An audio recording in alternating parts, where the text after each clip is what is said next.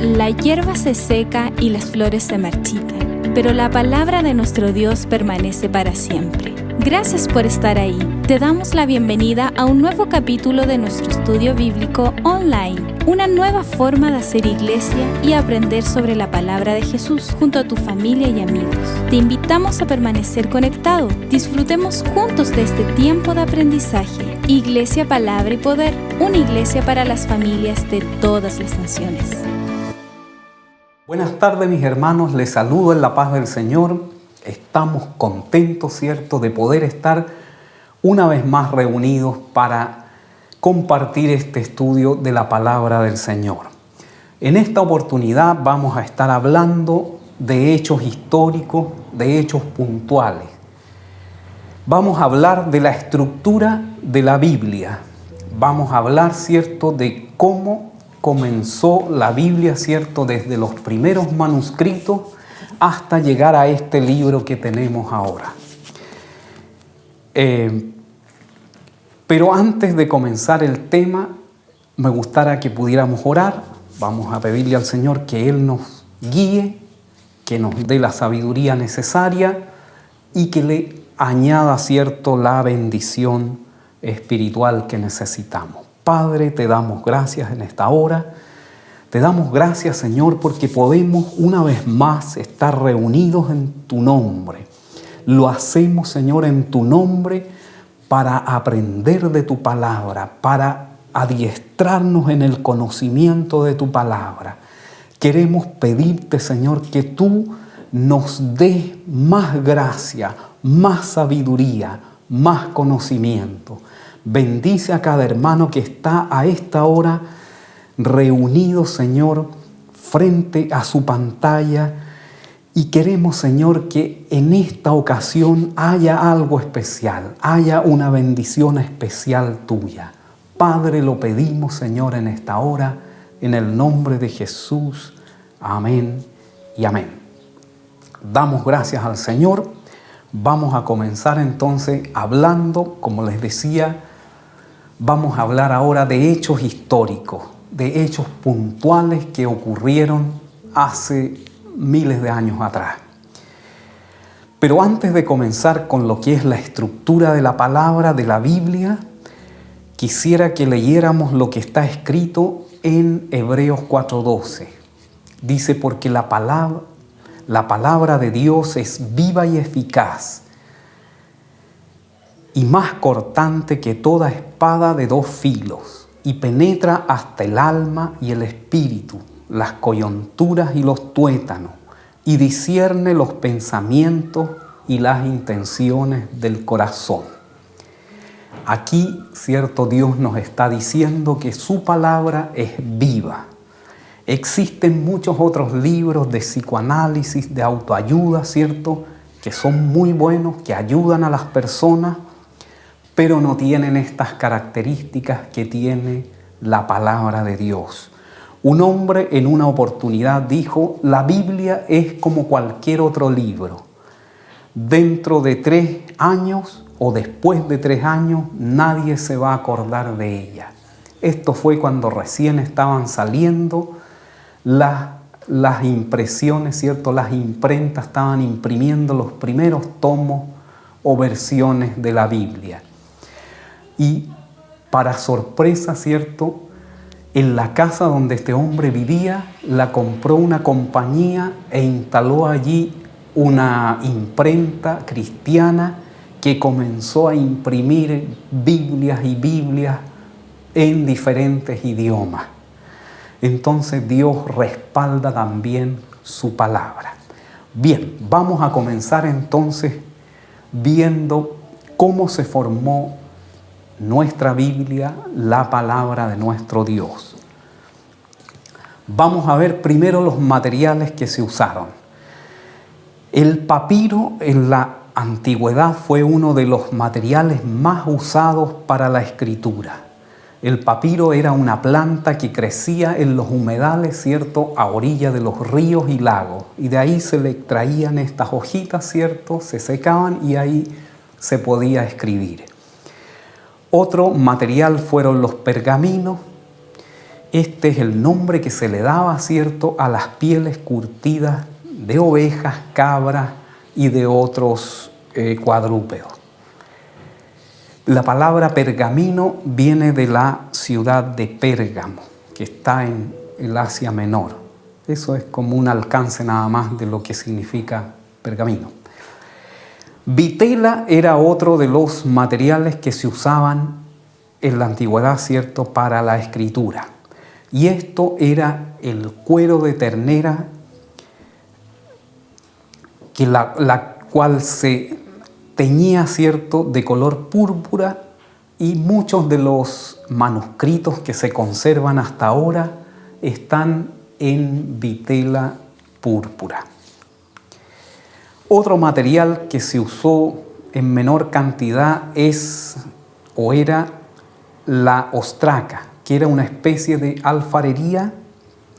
El nombre técnico de esto era tiesto o cacharro, y se encontraron muchos en Egipto y en Palestina. Y por último, las tablas de arcilla. Las tablas de arcilla se escribía en ellas, ¿cierto?, con un artefacto o un instrumento bien agudo, como una especie de clavo, puede ser, que servía de lápiz. Y después las tablas se secaban y quedaba el registro ahí en forma permanente. De todos los materiales de escritura usados, este era el más barato y el más duradero. Ahora vamos a ir viendo cómo se fueron formando los libros. Existieron dos tipos de libros primero, que eran los rollos, que se confeccionaban pegando las hojitas de papiro, y se iba formando, ¿cierto?, una tira larga, la cual se enrollaba alrededor de un palo, y esto formaba el rollo. Este rollo podía medir desde 7 a 12 metros de largo, y la escritura se hacía de un lado al otro. Y la otra forma de hacer libros, ¿cierto?, eran los codis. Los codis se ordenaban las hojitas unas con otras, y las hojitas se escribían por ambos lados, ¿cierto?, para aprovechar y facilitar la lectura. Para reducir también el tamaño o el bulto del códice, se escribía por ambos lados. Entonces se iban ordenando las hojitas y así esto tomaba una forma de libro.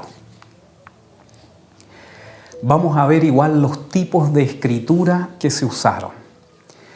Estaba la escritura uncial, que era usada con letras mayúsculas, que se dibujaban con sumo cuidado, ¿cierto? Y se conoció también como el libro de mano. El Vaticano y el Sinaítico fueron dos manuscritos unciales, y esos se conservan hasta ahora. Otro tipo de escritura era la escritura minúscula. Era un escrito de letras más pequeñas,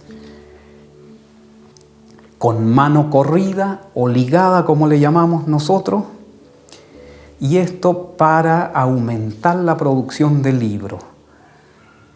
Los manuscritos hebreos y griegos fueron escritos sin separación de palabras, o sea, era una sola línea y las palabras iban pegaditas unas con otras.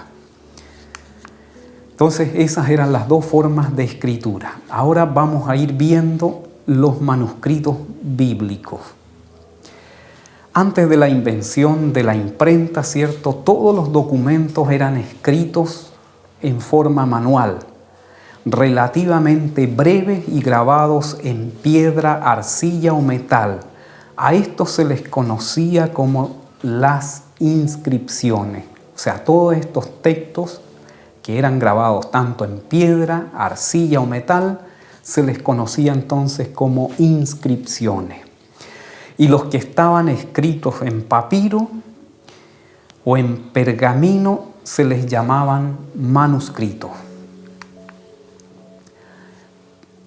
Los manuscritos, ¿cierto?, se podían clasificar en originales y copias. Los originales, ¿cierto?, eran los escritos directamente por la mano de su autor, conocidos también como autógrafos. Esos eran entonces los manuscritos originales. Y también las copias. Se llamaba copia a toda reproducción que se hacía de un manuscrito original. Y estas eran escritas por los copistas, hombres encargados de transcribir fidedignamente las escrituras. Los manuscritos, ¿cierto?, se dividen en dos grupos, los del Antiguo Testamento y los del Nuevo Testamento. Los del Antiguo Testamento se clasificaban en manuscritos oficiales que eran para el uso de la sinagoga, tenían siempre formas de rollo, y los manuscritos privados eran para el uso particular de quien los adquiría. Entre los manuscritos, ¿cierto?, que se han descubierto, podemos encontrar 5 especies diferentes. Número 1, el manuscrito masorético, que fueron usados en el siglo V al siglo X de nuestra era. Fueron escritos por los masoretas, judíos, ¿cierto?, que trabajaban en las ciudades de Tiberia y Jerusalén, creando copias fidedignas de las escrituras. El número 2 sería el Pentateuco samaritano. Esta obra contiene solamente los 5 libros de Moisés. Está escrito en caracteres hebreos antiguos que usaron los judíos antes del cautiverio babilónico. También, número 3, tenemos el papiro de Nash.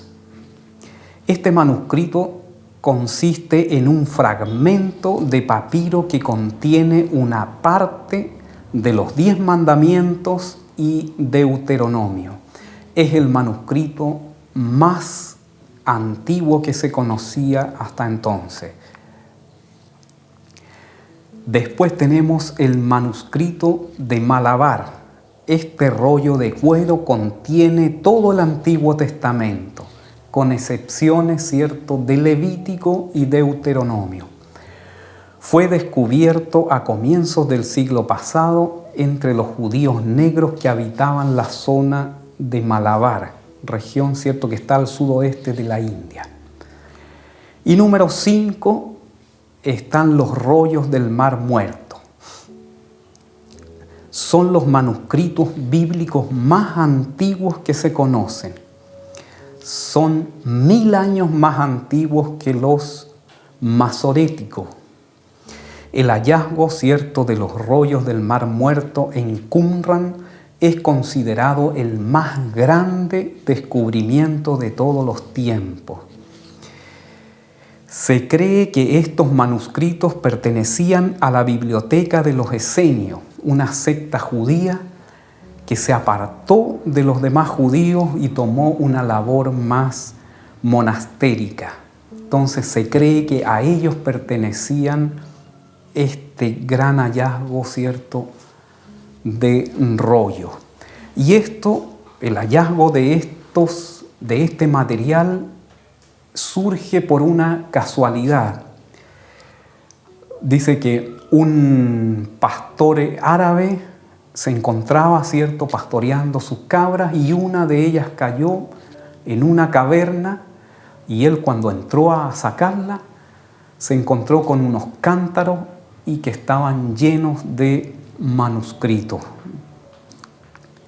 Entonces ahí aparece, ¿cierto?, este gran hallazgo que fue una parte fundamental de la escritura, de las Sagradas Escrituras. Los manuscritos del Nuevo Testamento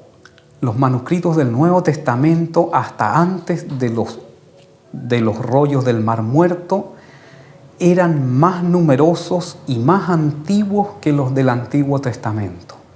Se clasificaban en dos grupos según su material: papiros, pergaminos y vitela. Los papiros fue el material más usado en el Nuevo Testamento. Hay más de 60 de estos manuscritos y son los más antiguos que se han descubierto. Los pergaminos y vitelas son los más numerosos del Nuevo Testamento. Entre los más importantes están los unciales, que datan del siglo I al siglo IX. Los minúsculos, que también son abundantes, pero con fechas más recientes. Entonces, ¿por qué o qué razones tenemos para creer que los manuscritos son confiables? Vamos a ver la parte histórica, ¿cierto?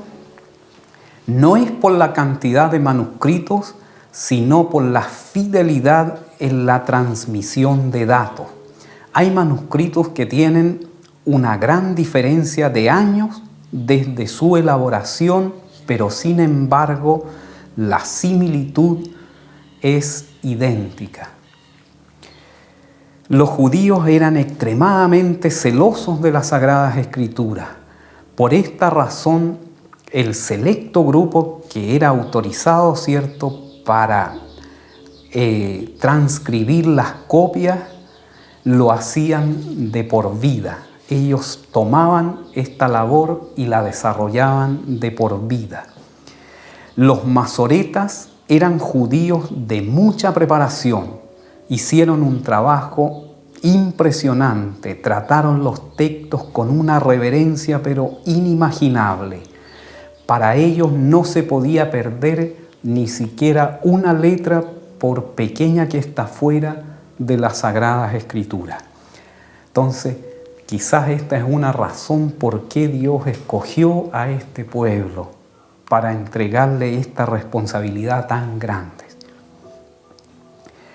Otra razón, ¿cierto?, es la concordancia que hay con el Pentateuco samaritano. Los samaritanos se separaron de los judíos en el siglo V o VI. Ellos conservaron el Pentateuco, el cual está escrito en un hebreo que data de mucho antes que el texto masorético, y que toda la literatura judía. Pero las variaciones entre uno y otro son insignificantes. O sea, la transmisión de datos entre uno y otro es exactamente igual. Otra razón que tenemos es, ¿cierto?, el descubrimiento de los manuscritos del Mar Muerto en Qumran.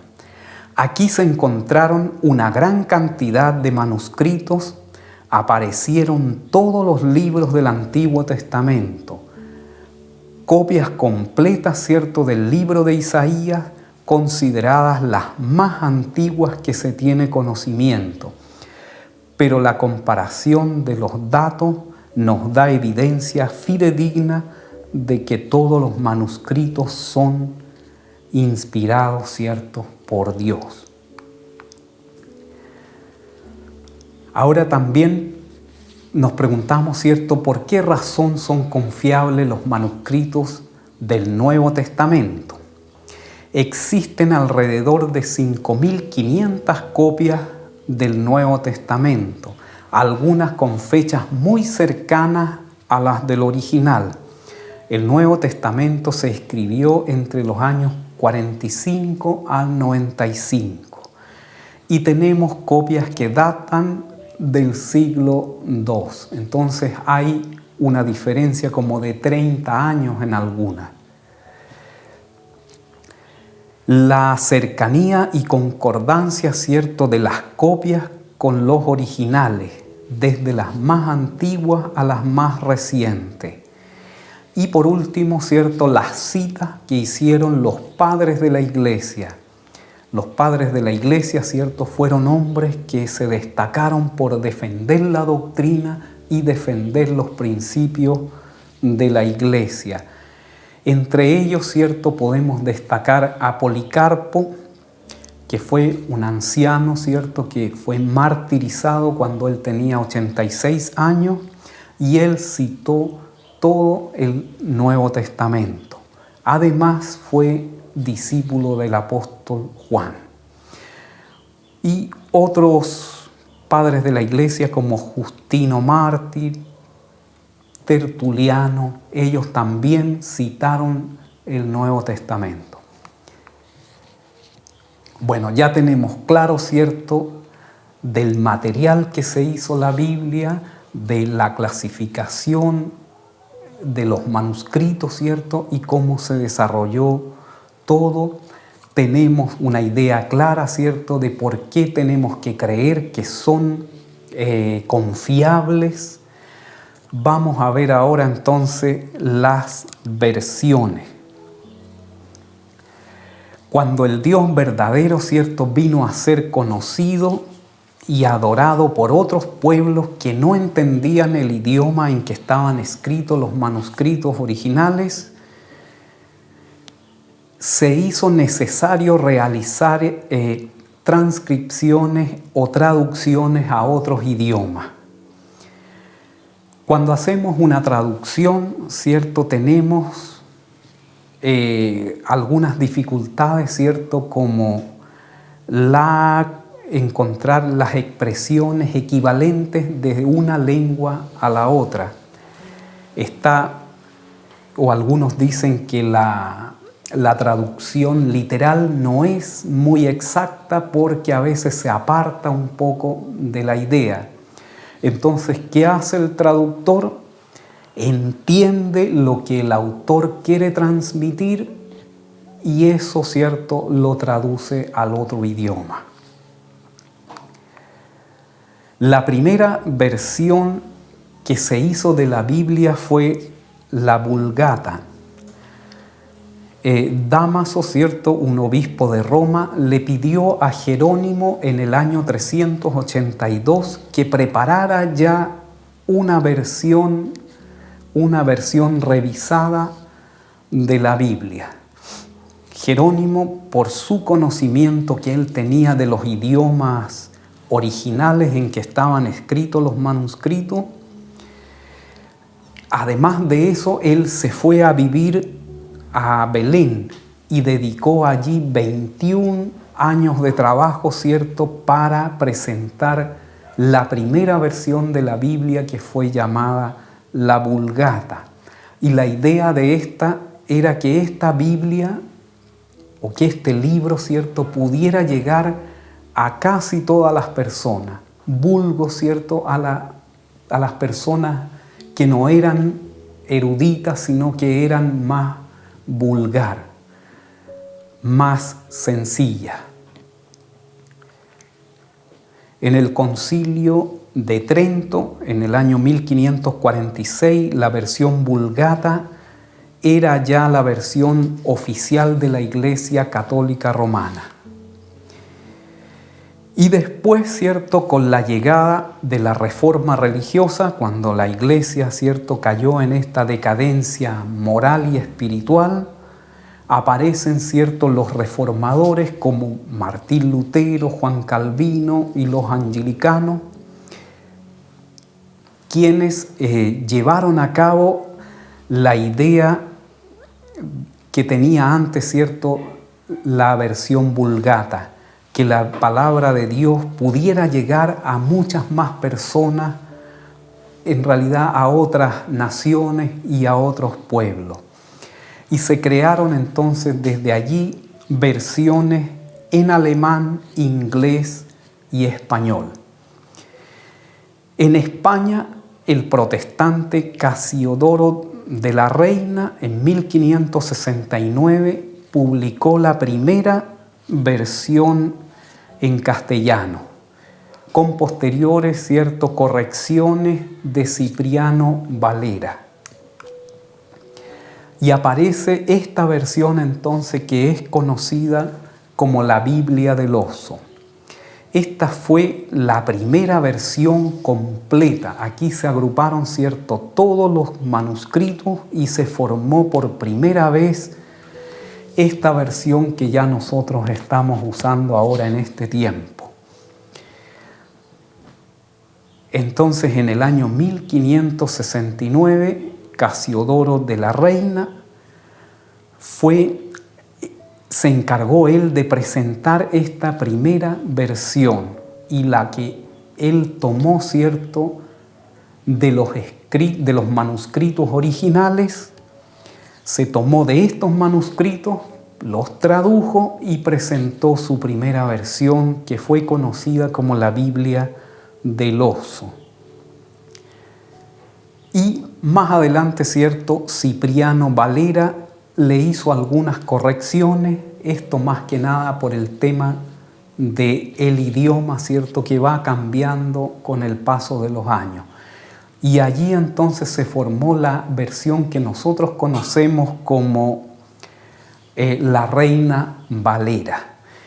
Pero se le dio el nombre de Biblia del Oso. Y este nombre fue tomado, ¿cierto?, por el hecho que en su portada la Biblia tenía la imagen de un oso que estaba, ¿cierto?, disfrutando de la miel de una colmena. Entonces, de alguna manera, lo que se quiere expresar acá es que la palabra de Dios para nosotros es tan dulce y nos podemos deleitar tanto como lo hacía este oso con la miel de la colmena. Damos gracias a Dios, esperamos haber comprendido bien, ¿cierto?, habernos hecho una síntesis de cómo se fue formando la palabra de Dios, cómo se fue formando la Biblia, ¿cierto?, que es la que nosotros ahora estudiamos y a través de la cual nosotros tenemos acceso a nuestro Dios. Vamos a orar ahora, le vamos a dar gracias a Dios por esta su palabra. Padre, te damos gracias en esta hora, bendecimos tu palabra, agradecemos, Señor, que hayas hecho posible que tu palabra pueda llegar a nuestros hogares, a nuestras vidas. Te damos gracias, Señor, porque cada vez que nos reunimos, Señor, tú nos bendices, tú estás con nosotros, tú nos guardas y nos acompañas. Bendice a cada hermano, a cada hogar, a cada familia, Señor, una gran bendición en esta hora. Te lo pedimos, Padre, en el nombre de Jesús. Amén y amén. Que el Señor les bendiga, mis hermanos, y esperamos estar la próxima semana reunidos nuevamente. Muchas bendiciones, nos vemos la próxima semana.